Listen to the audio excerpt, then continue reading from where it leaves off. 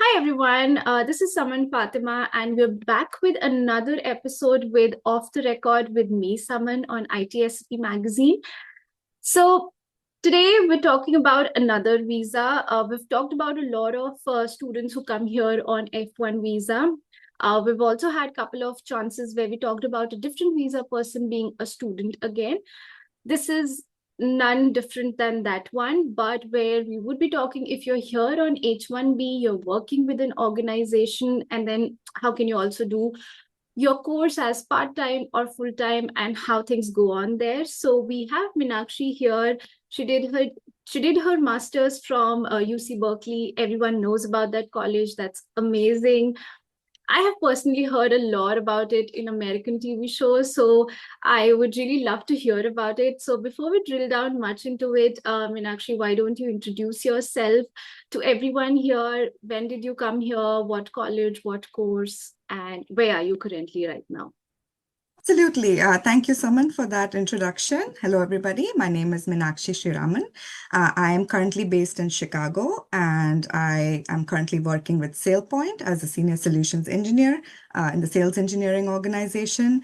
I did my master's in cybersecurity. So it's basically master's in information and cybersecurity from UC Berkeley School of Information.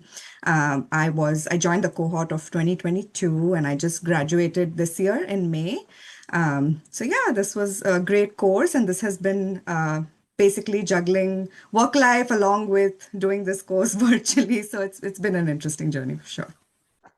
I could hear like a lot of commonalities between us. That is, you also came in 2022, I also came in 2022.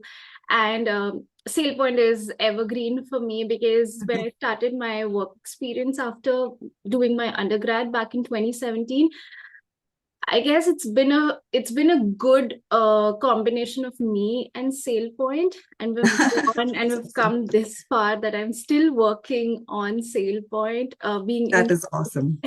yeah. Uh, have had my own highs and lows with SailPoint, but I guess I'm sticking for the seventh year with SailPoint itself, with my work ex started and still going on with the same tool. That So is amazing. Yeah, it's very similar to me because so I came to the US in 2015. I came here on a work visa on H1B.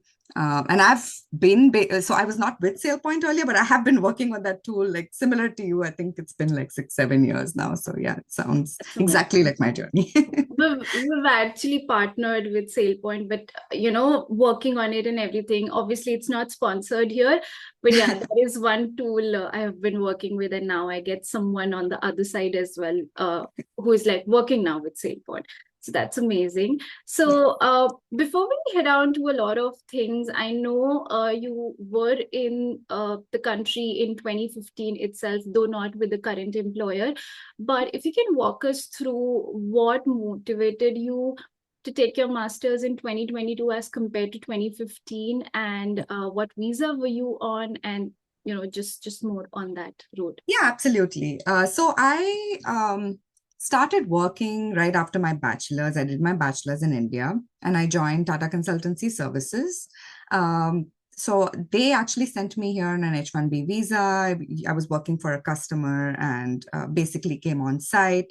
I did want to do my master's right after my bachelor's, but I was like, okay, let me take a break, let me work for some time, feel that, and then maybe get back. But I couldn't get back because once you start working, it's very difficult to actually go back to student life. And you get used to certain things, right? You get used to like earning, and it's difficult to like go back. So I have been wanting to get on that track, but I've been like busy, didn't have much time. So 2015, when I came to the US, I did consider doing a master's degree virtually, but back then I didn't find a lot of, and I did start my career in cybersecurity and identity and access management. So that's always been a passion of mine. I also studied like one of my subjects in my bachelor's of engineering was cybersecurity. So it's been a passion to just continue that journey. But back in 2015, I didn't find a lot of universities that actually had this course. I think it's a newer realm or a newer industry. Or maybe like I didn't have much knowledge back then. So I did try reaching out to a university, and then the fees were too high for me because I'd just started working. So I didn't continue that path.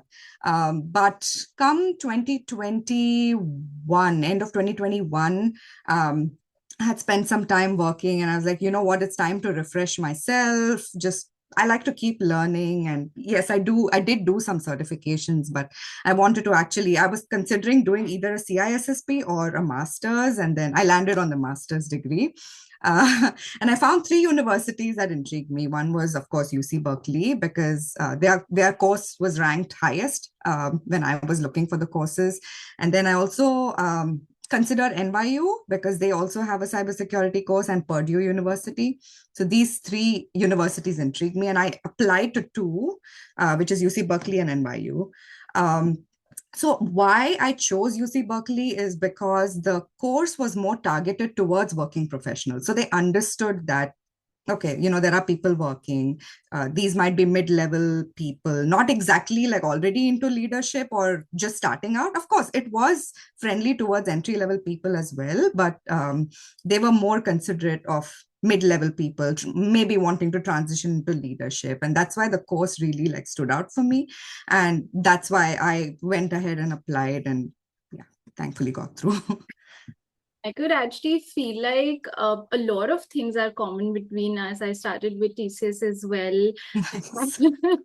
And other things as well. A lot of things are falling parallel to all of us, and it feels like a doppelganger just sitting, beside me. But considering like it would have been really difficult to, manage, work alongside with the master's course as well. We'll come to that section as well. But before, like, obviously you came down on a different visa, you walked us through that. And that's completely possible for a lot of us who are currently on H1B and if they want to do a course. So wanting to understand about the curriculum that made you choose UC Berkeley, what, like, obviously it's the highest ranking, the college has good ranking, obviously, but what are the other factors that stood out for you, obviously, as compared to NYU and Purdue? What really stood out for you when you looked at the curriculum, if you remember? Obviously it's been 2 years, Yeah. but something. Yeah, so I think one of the things I remember is the subjects that they were offering. So they offered a range from technical, really technical subjects, to sort of real world, like risk management or something a little bit more management level. So the subjects really stood out for me. Like, I think the two most intriguing subjects for me were cryptography, because I love it. Like, I'm not amazing at it. It's difficult, but like I always found it very interesting. And then risk was another factor, because I'm an IAM. I am wanting to branch out to other domains. So risk management was something which I thought, okay, this could be really interesting, learning about cyber risk and how it affects organizations. These are real world scenarios as well. They did offer a citizen clinic course as well, and of course a capstone which you can apply to the real world, where you can basically develop products and stuff. So this stood out to me. Second is the faculty. When I looked into the faculty that was actually teaching there, like, they really stood, because some of them have actually served at the White House. They're actually serving in like a lot of like organizations which are really, really important to the cybersecurity world. And I also did notice a lot of very strong women leaders in there who were teaching. So that is another thing that really I like when I see women in our, because that there are not a lot of women in our field, and it's great. So that's what stood out. That's really amazing. And obviously when people are from diverse backgrounds, like they have worked at the government agencies or maybe other private organizations, with my course as well, there were a lot of professors who were teaching as part-time, and they were working at like other government agencies or other private institutions. And obviously they come up with two things. One is a lot of experience, a lot of real-time examples that they can give it out to us, and the second thing is basically they have a lot of contacts as well. So during our time there were a couple of projects that we actually did, like the professor was friend with four other people, so he assigned each person to each of the group, And you Wow. can be Okay. like a live project and, take suggestions from those people who are actually CEOs of their organizations. And Yes, exactly. they readily made Exactly. us do Exactly. the cyber analysis for our Yep. organization, do the Yep. assessment. And that was something really great that, we were Yeah. doing it for real organizations Exactly. and Exactly. Because really we not. don't, yeah, it's difficult to get that kind of exposure otherwise, right? Like, yes, we are working, but are you really going to go up to your CEO and ask them, like, hey, can I do this? No, it won't work like that. And But it yeah. was so nice that, you were able to see, okay, what assessments they have in Mhm. place, what they do. We also got to know that a lot of organizations did not even had like disaster management. Oh, So wow. yeah, like nothing of, business continuity or anything that was set up. So we Mhm. helped them set it up. Okay, yours is a private platform. So and so data can be exposed. We were Mhm. able to suggest them. I don't know if they applied it, Mhm. but at least we could I'm suggest sure. them in real Yeah. time environment. So Yeah. that was good, and this comes handy when the faculty is really diverse. So I Right. totally Right. agree to that point. And with UC, I guess Of course. Yeah. uh, it has to be considered that this would be the scenario. So Yeah. I know the curriculum you talked about really stands out because these are the major things that would come up in the future as well, with risk or with Yes. cryptography, a lot of things Yes. there. Yes. Yes. With that being said, obviously you talked about that you were on H1B. So were Mhm. there any instances, or are there any sort of rules or regulations where one has to go on F1, or they can still continue on H1, but there has to be certain, documentation done? Or obviously you continued on H1, but you were a student plus working. Yes. So Yeah. anything that one has to take care of in terms of paperwork or stuff?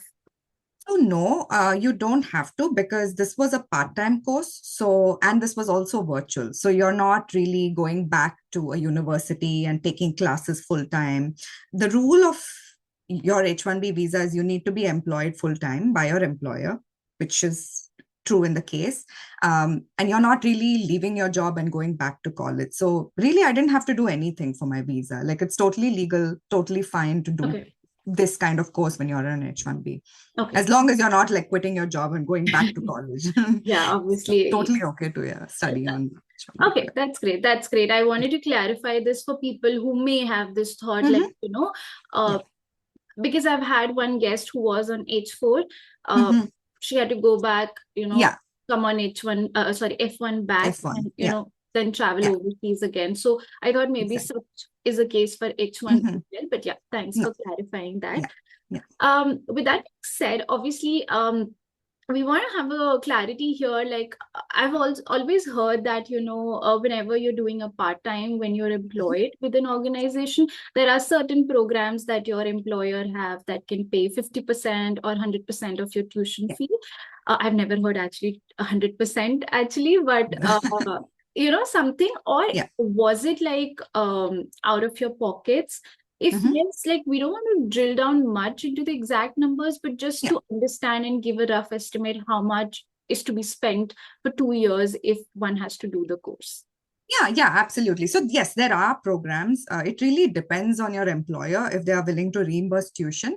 Like I know some employers will reimburse up to a certain amount a year, like 10,000, or some will reimburse 50%, or if the course pertains to the role that you're going to be playing in the organization, some may even like take care of the entire thing over the course of the a few years. So yes, definitely check with your employer. UC Berkeley also has scholarships that they offer. Now it depends because these scholarships mostly are when I was looking, at least they were mostly driven towards people who are citizens or have green cards, like permanent residents. I really didn't find anything for um, H1B visa holders. But they do have, so there are people who sponsor these scholarships for certain ethnicities. Again, back then, I didn't find anything for Indians who are working already. There are scholarships for people who are not working, or, if you come from a minority background, or if you're a certain ethnicity. So I would encourage checking the website. Like they have a link to all their scholarships. Um, for me personally, because I didn't find anything, I paid out of my own pocket. I did get a little bit of a scholarship from UC Berkeley directly because they thought I was a good candidate when they interviewed me. I don't want to call out the exact approximate amount I paid, but per year you can expect to pay like above a little bit, like 20 to 30 grand. Yeah, for a per year. Yeah, so it's 5 semesters, but Okay. approximately that. Now again, it depends on like person to person, but yeah, that's what. Okay. That's pretty much a lot to go Yes, out of one person's pocket, like yes, 20K per year. yes. That's difficult to It's a digest lot. for It's today. a Yeah. lot. Yeah, But it's a lot. it just gives you that amount of credibility. I guess you would agree to it now after Yeah. doing it and not regret it Yes. at No. all. No. So coming back to the point where you mentioned the scholarships and stuff like that. Yeah. So is it like, because I wanted to actually clarify if there was nothing at all for foreign nationals, like nothing for international people coming down, not just specific to an ethnicity, but there's nothing at all. There was. So, yes, there are scholarships for international. It just is, I didn't qualify because I was earning, but it is basically for students. If you're coming in from another Mhm. country, they do have scholarships for international students. Like, Okay. I will clarify that. It was just like for me personally, I didn't qualify, but yes, absolutely, there is. Fair enough. Fair Yeah. enough. That's better because I've always Yeah. heard like international students do Yeah. have some benchmark of Yes. scholarship to be Yes. given. Yeah. Okay. Absolutely. And how did your application process look like? Obviously, you mentioned it that you had to give the interview as well, but what were the other stages that made you go till the interview level? Yeah, absolutely. So there is, first you have to fill out a form, um, and you have to actually put in a statement, like a purpose, why you want to do this course, why do you think you're a good, and you really need to like work on giving a good statement because not everybody who applies gets through. Even though they still like vet through the students, even though it's an online course. So you have to have a very good statement.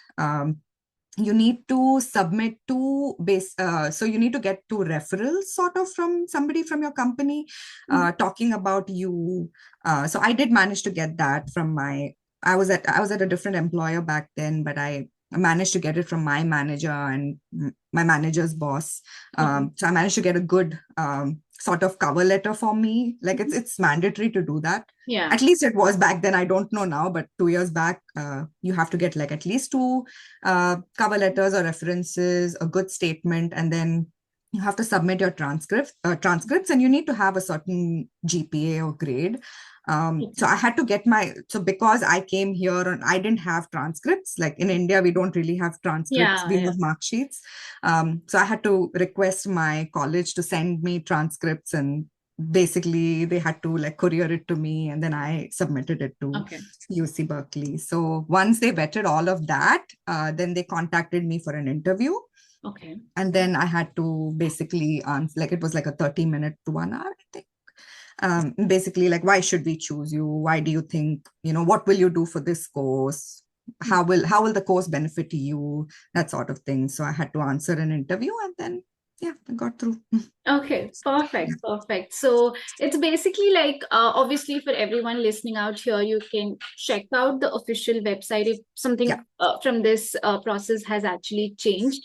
Yeah. But I guess this is like a straightforward process with everything how they vetted. But yeah, this something stands different because it's an online course, but still the same vetting is Yes. happening as compared to any other in-person course as well. So I Yes. guess they actually choose like the best of the best people, maintaining everything what UC stands for. And obviously that gave you out a lot of like good cream batch when you Yes, joined as well. yes, exactly. Because I think they also aim to keep the number at a certain, like they don't take in too many students per Mhm. class, so that people get the attention that they need. And it's not like, okay, 60 students sitting in on one meeting. It's difficult, right? Even for the instructor, it's difficult to actually Mhm. address so many people online. So I think it was like 15 to 18 people per class. Um, yeah. Being So from I an think that's in-person batch, we also just had 20. But okay. I Okay, guess, good. yeah, that's, I guess, I've also seen other batches, like other concentration batches for different Mhm. other areas. They have a good amount of 80, 90 people. And Right. I still fail to understand, how are the professors actually managing it? Like, Very difficult. that's like a big question for me as well. Yeah. But getting back to your part, like, were there any sort of, like, I've always heard like students talking about that, apart from their curriculum, they also were working as a teaching assistant or a research assistant or anything Mhm. assistantship when you go through. So Yeah. was such a thing possible with this online course or not? Yes, it was. So I personally didn't do it because I didn't have time. But yes, we did have a teaching assistant who was also a student helping out with one of our courses. Like in our first semester or first year, we had a senior student come in as a teaching assistant, help out, grade. Same thing for another course. So yes, it's absolutely possible. Um, I think yeah, UC Berkeley does give that job out if you need it, and if you're good and like qualified for it, yes, you can get a teaching assistant job at least. Perfect, perfect. Great. That it's possible if you want to do it. Yeah. If you want to go over 24 hours, go ahead. It's not easy. But I know the course yeah. would have been drilling as well. I can Yes. understand that. Yes. So, before we actually come down to how you were actually managing, I just wanted to have this part that was it just a fall intake course or it was a spring or summer intake course as well for this online one you did? Yeah. They have intake every semester. So every semester a new batch starts. So they have summer, fall, spring. Mhm. Um, so I started in May, so which was the summer batch. Okay. But even in fall, they have a batch coming. So basically, there are batches coming every Mhm. semester. But when you graduate, it's 2 or 3 batches together, Okay. whichever like completed it in that time frame, right? You'll Hmm. have like 2 or 3 batches. So Perfect. uh, you can apply anytime and get in. Okay, perfect. So, with that being like the $1 million question, and actually, how were you managing like work, college, assessments, assignments, Yes, and good. what was those scenarios where things were not working in the night at your work, and then there was assignments due for 11:59 Yes. p.m. Yes, I honestly I feel like I I don't know how I got through to at least I won't say the whole 2 years was like that. Um, some of the subjects were more difficult than the others where you had to put in 20, 30 hours of study time and assignment time for it. My evenings and my weekends were dedicated to this. I won't lie, it was not easy. Every evening, like after work, I would just take a break and then sit. And we used to have study groups, so it really helped. Like I had great like batchmates, so we used to create study groups, get together on meetings, and then we would just like, of course, we were not allowed to discuss or copy homework and stuff, but you were allowed to discuss and come up with a strategy. And then basically, you still have to call it out in your papers that, okay, this was my study group, so that they know you're Yeah, not cheating. So correct. uh, that helped tremendously because it's not easy, right? Like, not everybody has, some people are experts in certain things, Hmm. whereas, like, for somebody like me, I have no idea about network security. So having people out there helped. It really helped. Like, it sped things up a little bit that way, where you Mhm. discuss or somebody will teach and somebody will call it out. But there were certain subjects that were so difficult, and there was no, you can't even do study groups for it. It was a lot of like math. Mhm. So I had to sit like I think I barely slept 4 5 hours a day. My weekends, like I was, and thankfully we used to have a break after every semester, like for a couple of weeks. So at least that helped. But otherwise, it was just like work and then get to this, and then weekends are totally dedicated to your because we had to submit everything sometimes by Sunday, Yeah. 11:59. So your weekend you're spending, and then we used to have assignments every week, and we had 2 subjects per semester, so 2 classes a week. Okay. where you had to sit. But then, of course, you have meetings with your study groups, you have your assignments. So every day, at least, So yeah, was it evening classes, like evening on? evening classes. Yes, it was. So we could select the time Mm-hmm. when we registered for the next semester. So they used to have classes at like 4:30 Pacific, which was like my 6:30, or Mm-hmm. they had 6:30 Pacific, which was 8:30 for me, which was late, but at least you had some time to recover after work. Yeah. Um, but it would go on like till 10:30 at night, and then you're tired at the end of the day. Oh my So God. Like yeah. I can actually feel it because like not to that level obviously, because obviously working, like for example right now if I imagine doing what I did my masters with my work, no, not at all.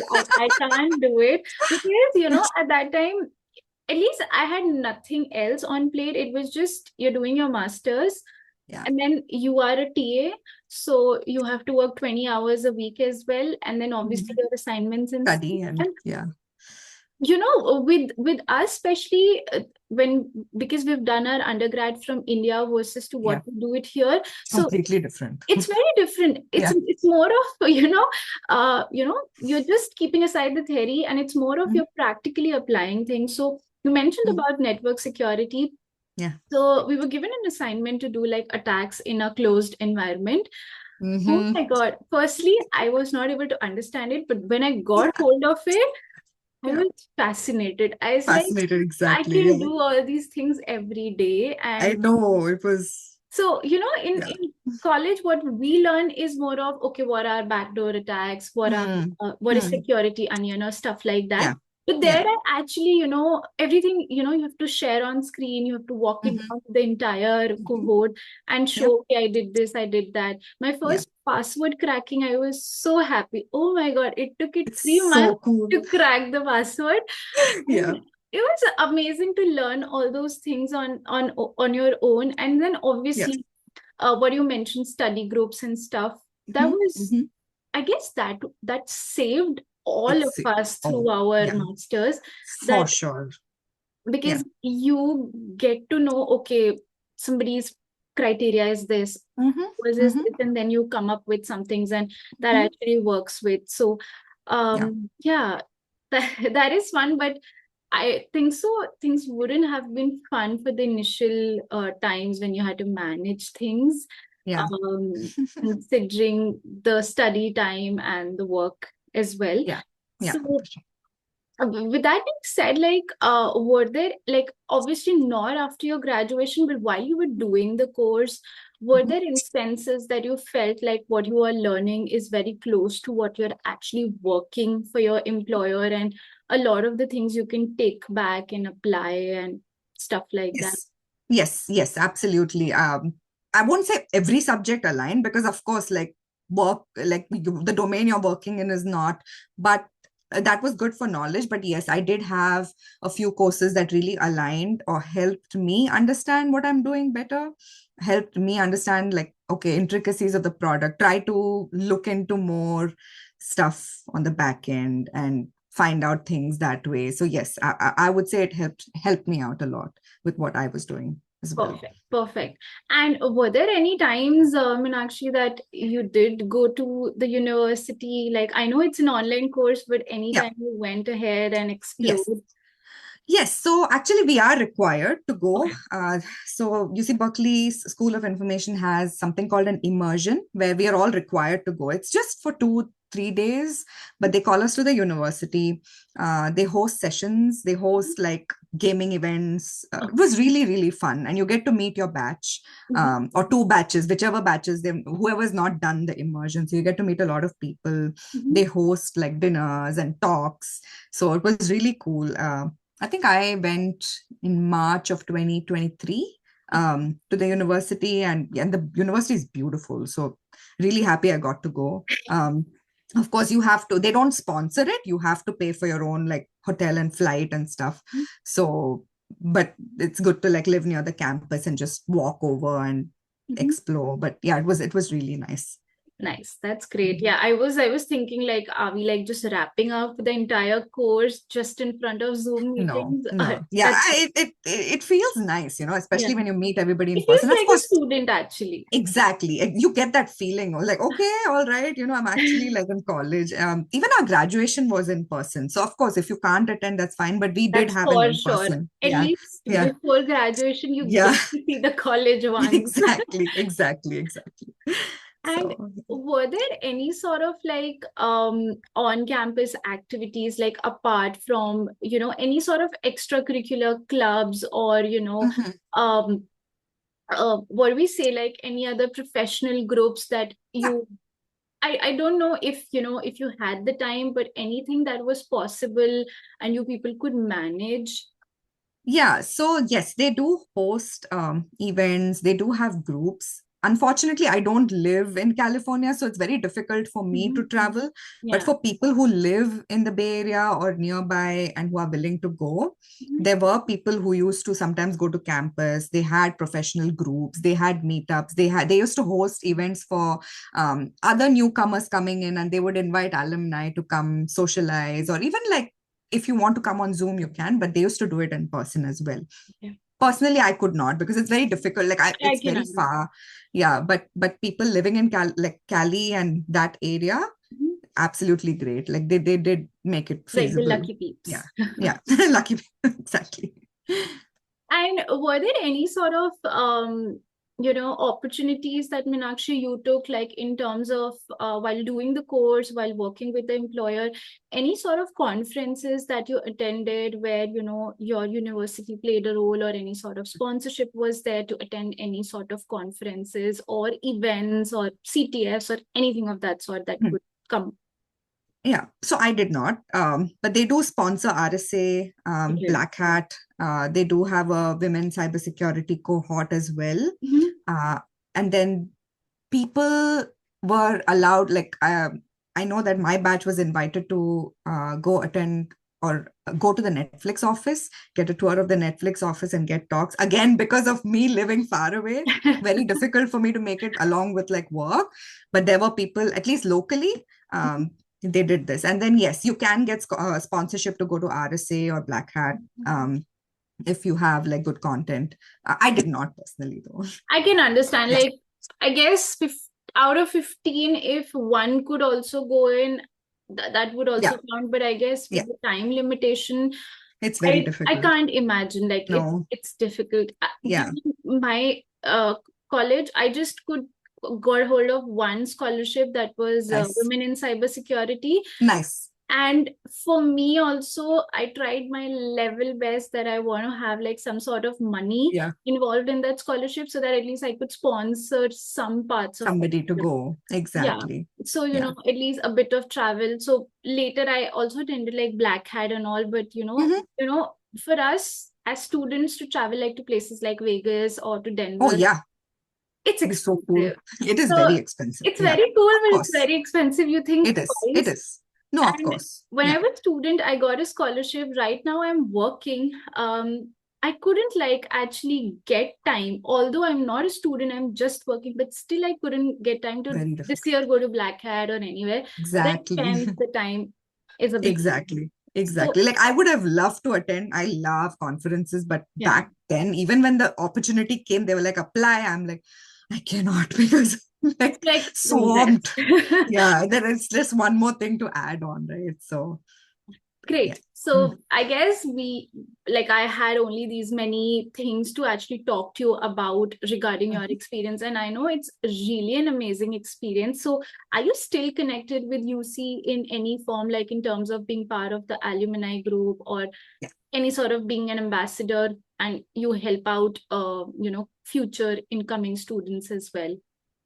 So yeah, I am part of the alumni group. I do keep up with the Slack channels and all of that. No, I have not had an opportunity since I think my graduation in May. I've not had an opportunity to attend meetings to meet incoming students. Hopefully in the future, like maybe I guess next you year. are doing it Yeah, right now. right now, yeah, yeah. You But did I do have like, people reach out on LinkedIn and ask, okay, how's the course? Like I'm thinking of I guess applying, and this then I is give it. them, yeah, This is it, that's like, yeah, copy paste and yeah, watch my video. I talked about it. yeah, exactly. Just go watch. Yeah. But this was really amazing. I got hold Yeah, of a lot of things. If in the very latter future, if I plan to do something, not now, I would keep this video in mind because this is something very closely related to at least my yeah, situation right now, if I want to do yeah, it anything in the future. But this was really helpful. A lot of people who are in it on H1B right now, if you have the money, if you have the sponsorship from your employer, I guess this is like a great opportunity if you can manage yeah, time and go ahead and do such a diverse course. But absolutely. before we call it off, anything that you have as an advice, being like a juggler here, working and studying, anything for the incoming students that you wanted to give out? Yes, absolutely. So I did want to mention one thing that I Uh-huh. forgot during the application process. It's basically if you're coming from a foreign country, you're working here, you still need to take a TOEFL or IELTS exam. Mhm. Uh, of course, when you come for your master's, you would be doing Yeah. that. But we coming for work, we don't have to do that. So you still have to take that and submit that score. So that's one thing to keep in mind because you have to take it. Like it's mandatory for all Mhm. universities, even if it's online course. Um, and then coming to juggling, I think you What was need, your mantra, maybe? I think so. There would have been 10 things that you would have tried, three would have worked. yeah. We can talk about the 10 as well, but anything that you thought worked really for you and somebody else, if I give it out, that Mhm. could be helped. So, yeah. I think mainly it was my passion and interest that drove me. Like Mhm. it was not easy. I will not like sugarcoat it. It's not easy when you're Yeah. working. You really have to think twice. Like, can you take this up? It was really like interest and love for this field that got me through it. Other than that, it was just try to keep up with your coursework very regularly. Like, don't keep things for the last minute. Like, as we used to go and watch videos before the class happened so that we would be prepared for Mhm. part of the class so that you don't go and sit and prepare. Like, once class is done, you have to sit and watch videos and read up materials. So, you have a week between your two subjects. Say, I mean, this is from what I did, but Yeah. basically take that week to read through all they equip you with everything in advance, so you have all your study material, you have your papers to read, you have your videos to watch. Like, do it in advance, don't keep it for the last minute. And some lecturers were really nice, like they would not give us deadlines, they would be like, just submit all your assignments at the end of the course. Oh. Don't do that. Like, do not, like, try to at least do like a few weekly, like as you finish that Mhm. portion, finish it off. Keeping it towards the last minute is just going to drive everybody crazy. I So know. just try to be like prepared Yeah. before things happen. I think that's how I got through it. Otherwise, it would have been like horrible. I guess that really helps me in any scenario. I guess Yeah, doing your master's, bachelor's, or yeah, your doctorate degree anywhere, you have to put little bit efforts extra every effort. day. Yeah, every Exactly, day. And then one day when you're done after 10 days, you'll be good that, okay, I did it. But exactly. I've done it once that I've started things just a day before. I Hmm. cried my heart out. I'll not repeat it. I am It's dead. Like, terrible. Yeah. my assignment submission was 11:59. I submitted it at 11 p.m. Oof. And that was very close because there are Yeah, also systems which you have to understand that, yeah, if you're submitting an hour before, yeah. maybe it just doesn't takes it up and you're Hmm. just marked as, Hmm. it wasn't Done. done Yeah, till time or something. So exactly. it's always there that the professor says, like, submit it before 4 5 hours, like, Yeah. it processes it and takes it in. Yes. Yes, So exactly. I had such professors who were like, if it's not on the portal, I will not consider the Yeah, email. exactly. Absolutely. Yeah. They don't like, it has to be submitted. It has to be like done before. And yeah, like And another thing is like you have to participate, like even if it's online, you can't just be sitting. Like there are grades for participation as well. I know So that's yeah. there were sections where everyone has to come up and talk Yeah. about the news. And Yeah. if I am talking about my news, We obviously have not that. others have the same news. Yeah. You have to cross question me as well. Like if you're not cross Yeah. questioning me or if you're not participating, Yeah. you don't know, but your marks are getting deducted. Yeah. You'll get it Yes. later that your marks Yes. are At the deducted. end of the semester that, So oh, it's you didn't like just participate. speak, Yeah. just talk, just pay attention. Just So yeah. and we have to be on, like my course Yeah. was On camera. Yep. 95% in person, but the 5% which was online, you Yeah. have to be on video. Yeah, same here. We had to be on camera. Like you have to be on, unless it's really an like, of course, they would understand if some people used to be traveling and all of that. Yeah. But yeah, otherwise you have to. And it's good to participate as well. Like preparing like this helps you because it's essentially you still need to learn from the course. You're not just Yeah. there to like get grades and leave. So Yeah. yeah, I think I've, this that. I've really learned from the professor as well as from Mhm. my cohort as well, because Yeah. the diverse group you have, Mhm. considering I've had a lot of people who are veterans who have worked Yeah. on in those areas, but on the Yeah. computer side, or Yes. a lot of experience they bring on table.